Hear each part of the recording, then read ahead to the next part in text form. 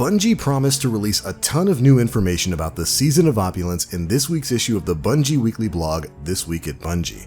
And boy, did they deliver! We're learning about the abilities of the incoming Pinnacle weapons, the way the Menagerie weapon and reward system is going to work. We're getting a sneak peek at some of the world's first raid rewards that are going to be available for the first week of the Season of Opulence. And we're even getting a sneak peek at some incoming patch notes. Hold on to your shorts, this one's going to be chock full of information. Let's go ahead and dive on in. What's going on, Guardians? My name is The Black Link, and we're going to be starting off this week's TWAB wrap-up with a quick look at the reward system for the Menagerie, which is of course the brand new 6-person activity being introduced next week. Now, if you haven't been paying attention to the news in Destiny 2 this week, of course, Season of Opulence is dropping next Tuesday on June 4th, and earlier this week we got a fantastic trailer showing off the new game mode and some of the rewards that are going to be tied to it.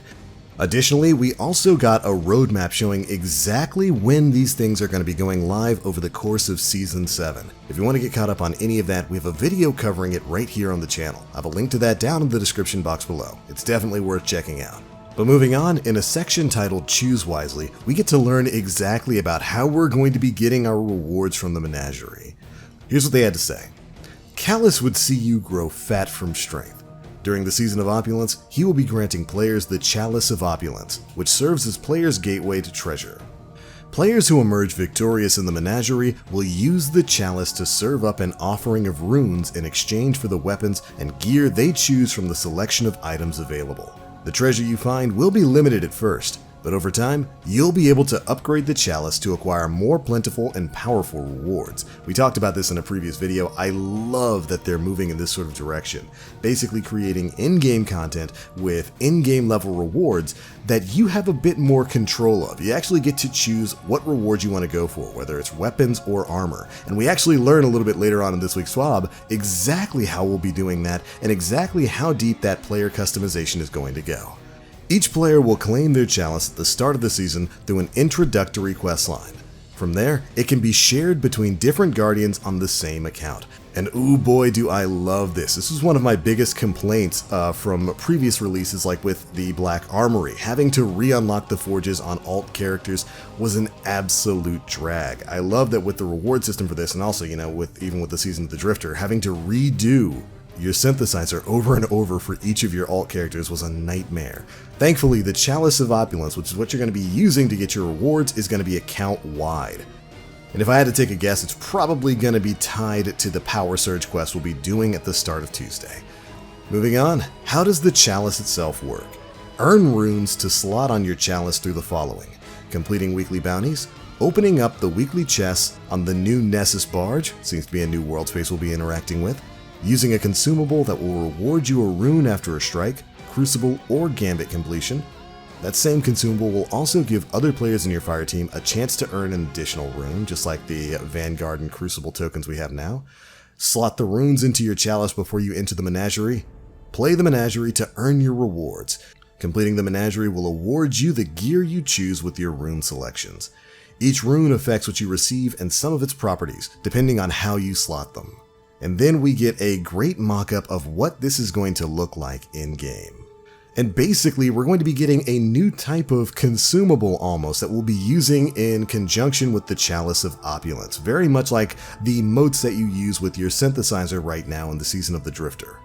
It looks like we're going to have 3 different types of runes: red, purple, and green.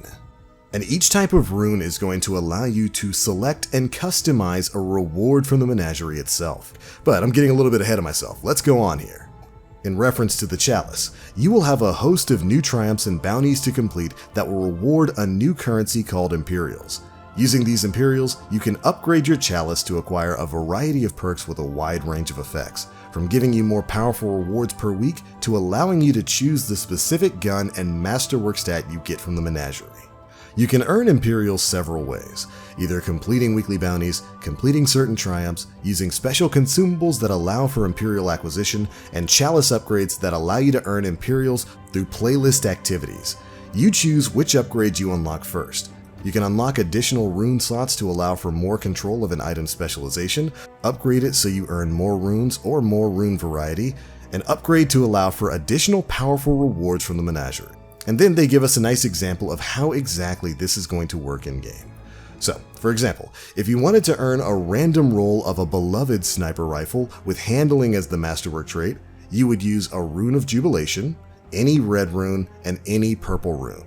And this rune configuration is going to be the freebie they give us. We're excited for the community to come together and uncover combinations for each Menagerie reward. So basically, you'll be earning Imperials by completing triumphs and doing weekly activities. You use that to ultimately upgrade your Chalice, and once you've upgraded your Chalice, you're going to be able to use additional runes to further customize the rewards that you're getting from the Menagerie. You can specifically select that reward, and then with these runes, you can actually customize the abilities on it, and even go as far as customizing the Masterwork trait. This is fantastic. This is exactly what we've been asking for when it comes to in-game activities in the world of Destiny 2.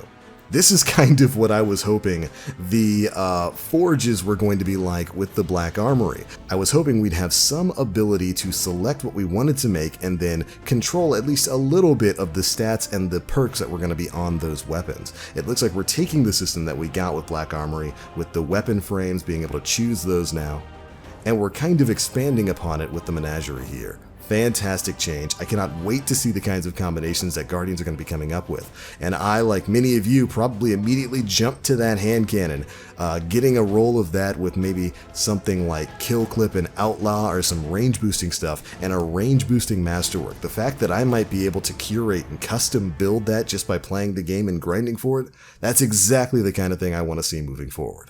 Fantastic change to the reward system here. Really excited to jump into this. And if I had to take a guess, I'd imagine a lot of you are too. But anyways, that's not all we've got to talk about today, because we also get a sneak peek at some incoming Pinnacle weapons. We actually got a quick look at this in the video we put up earlier this week. But of course, we're getting 3 new Pinnacle weapons with the Season of Opulence. The Vanguard Pinnacle weapon is going to be the Wendigo GL3, an Arc Adaptive Grenade Launcher. This is going to come with the unique perk Explosive Light. Picking up an orb of light increases the next grenade's blast radius and damage. Now, unlike most drum grenade launchers, Wendigo comes with blinding grenades as its magazine option for some added utility to shut down teleporting Taken captains or that Cabal gladiator about to get in your face. You can carry up to 6 grenades enhanced by explosive light, so be sure to not let any orbs of light slip through your fingers when you've got this weapon equipped. Very interesting ability there. Revolving, of course, around generating and picking up orbs of light that are, of course, generated either by you or by your teammates to get empowered shots. It's going to be really interesting to see how this thing plays out. Hopefully it doesn't follow the trend of previous Vanguard Pinnacle weapons of being a little bit lackluster when compared to their Gambit and Crucible brethren. But moving on to the Crucible, we're getting a new kinetic aggressive sniper rifle called the Revoker. Revoker's unique perk is Reversal of Fortune. Missing a shot returns the bullet to the magazine after a short duration. Even the greatest of snipers are not a perfect sharpshooter, and you miss every shot you don't take. Revoker was built with the mindset that you should always go for it, but keep in mind that Reversal of Fortune can only return a single bullet at a time. Along with its unique perk, this sniper has a custom low-zoom ambush SLH-25 scope and snapshot for those close quarters battles. Thank you! Thank you! We're finally getting another sniper rifle with the ambush low-zoom scope. Been waiting for that one for a long time. Acquiring Revoker will not require reaching Fabled rank in competitive. Players will need to earn at least 3,500 total glory points, but you do not lose progress when losing a match. So there we go, kind of an interesting change there. You're actually not going to have to reach Fabled in comp to get this thing. And I kind of feel, I guess, a little bit two ways on this. I won't go too deep into it. I enjoyed having something to grind for, and I think there should be specific weapons and rewards that you have to put in a grind for. And getting to Fabled in comp was certainly a part of that. Now, I guess you could call that the elitism side of TBL, but on the other hand, comp is awful. It is an awful experience almost all across the board right now in Destiny 2. So in that regard, I am very happy that you're probably not going to have to deal with it too much. You're going to have to get at least 3,500 points, which ironically, is higher than the point requirement to get to Fabled, but losing isn't going to cost you anything here. So if you just keep playing, whether you're winning or losing, after you've put in enough time, you will be able to get your hands on this sniper rifle. Not too bad at all. Comp really does need a rework, and maybe we'll talk about that in a later video. Moving on to the Gambit Pinnacle weapon, we have got the Hush Solar Precision Combat Bow. Hush's unique perk is Archer's Gambit. Hipfire precision hits grant a massive draw speed bonus for a short duration. This weapon is for those who would proclaim mastery with the combat bow. Archer's Gambit pays out significantly better than Archer's Tempo, which does the same thing, but I guess is going to be a little bit slower. But it's going to take a more skilled hand to get the most out of it. Make those shots count. Now, if I'm understanding this, it's definitely a weird ability getting a hipfire precision hit, but it looks like once you do that, you might be able to just start rapid fire shooting max power shots with a bow, which could have some extreme utility in certain game modes out there. Bows already deal massive single point damage in PvE and PvP. So being able to get max draw shots out way faster than usual could have it could have an interesting effect on the meta. We'll see how fast it actually works once we get our hands on it next week. But alright, there we go. That's it for the 3 new Pinnacle weapons that we're going to be getting alongside the Season of Opulence. But again, we're not done here. We've got some patch notes to go over as well, specifically some Sandbox buffs that a lot of Guardians have been looking forward to.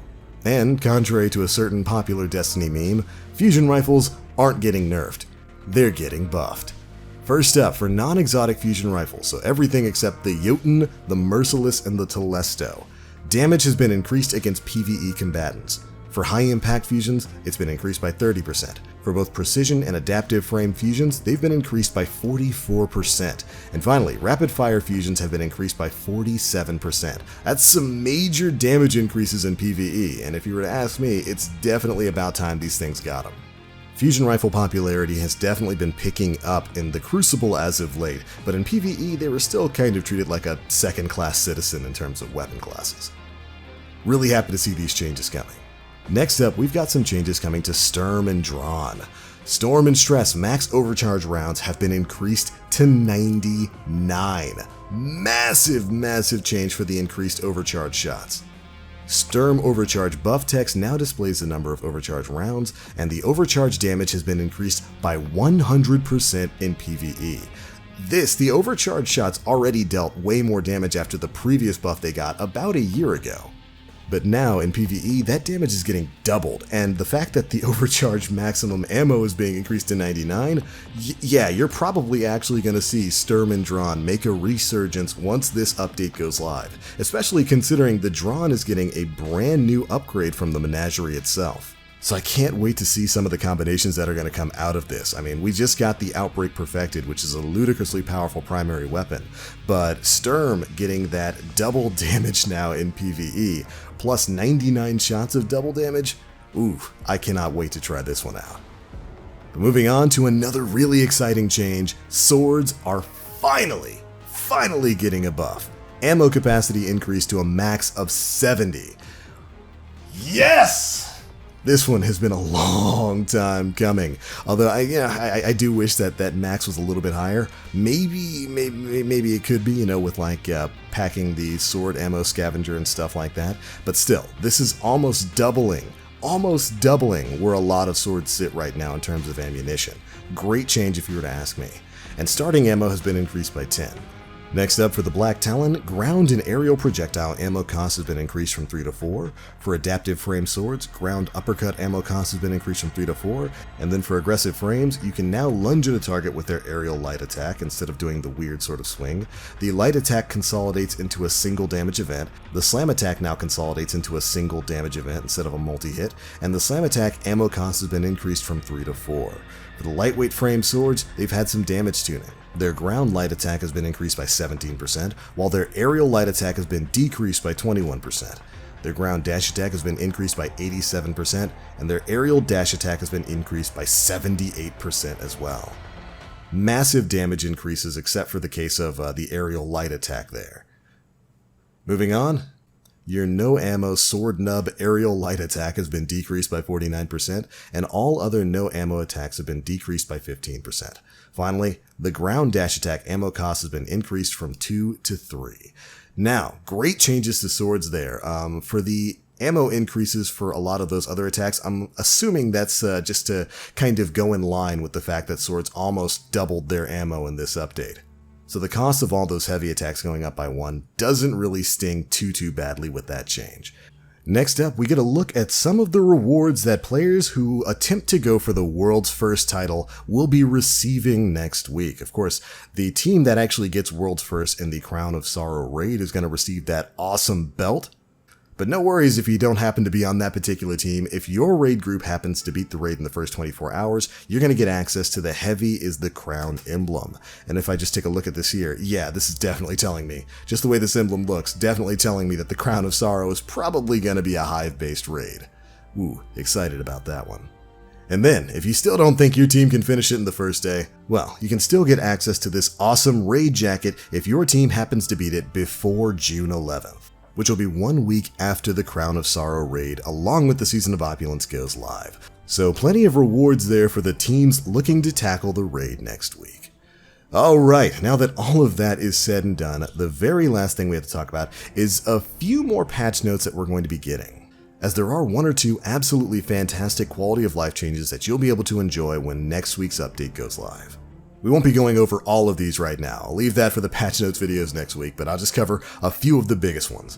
Number 1, the luxurious toast emote that you get from the Leviathan raids now allows players to sit in it for as long as they desire. Yes, it's going to be a persistent emote just like the other chair emotes that were introduced in later updates. Next, players can now no longer win Crucible matches by getting kills after the timer has expired, and the biggest update in my opinion, they finally fixed an issue where the action for applying shaders, ornaments, holograms, or using consumables was getting cancelled and not applying on the first attempt. Yes, this has been a problem plaguing the game literally since it came out, and we're finally getting a fix for it next week. I don't know about you guys, I'm super happy about that one. But anyways, finally, there's one last large change we wanted to talk about. The Pursuits tab is going to be moving from your inventory over to the director screen when the Season of Opulence goes live. This will hopefully make it easier for you to plan out your gameplay session and your bounties and your objectives and the things that you actually want to go for while you're on the game, rather than having to go into your menu and go, swiping over and looking for it all the time. Additionally, they've also added some filters to give you a quests only and bounties only view so that you can separate limited time pursuits from long time pursuits. And finally, they've increased the pursuit's inventory size from 50 to 63 to give you a little bit more room to hoard some of those bounties.